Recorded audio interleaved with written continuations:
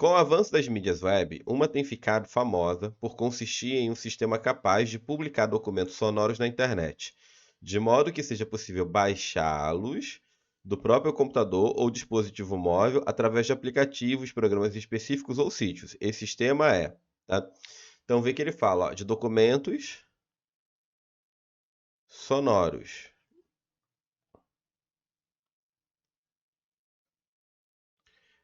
Então, tá falando de documentos de áudio, né? Que eu posso, que ficam disponíveis na internet para poder baixar depois, tá? E aí, de quem que ele tá falando? Ele tá falando de podcasting. Ou, você poderia usar o termo, né?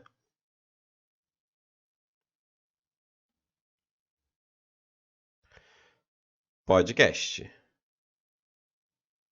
certo? Tá? Vejam o seguinte, galera. Talvez, né, alguns de vocês tenham pensado no termo streaming, tá? O que que é o streaming, galera? Tá? Streaming é o que a gente chama de fluxo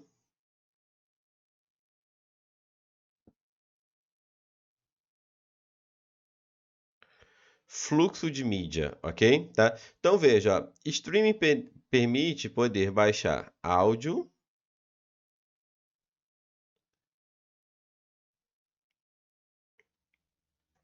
e vídeo,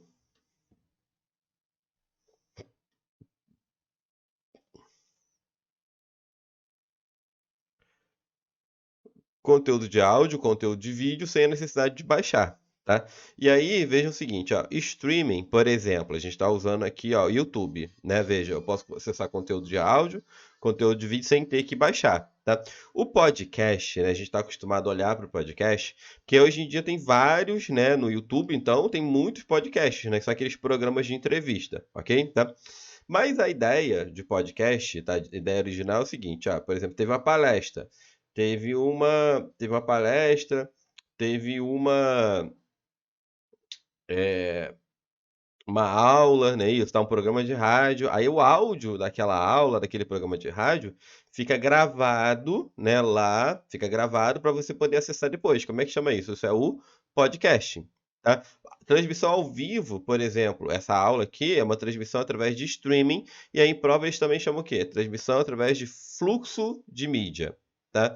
Então, gabarito a questão aí na letra D, ok? Tá? Lembra que streaming, né, é o fluxo de mídia. Permite que você acesse conteúdo de áudio, conteúdo de vídeo sem ter que baixá-los, tá? Então, gabarito, letra D, tá?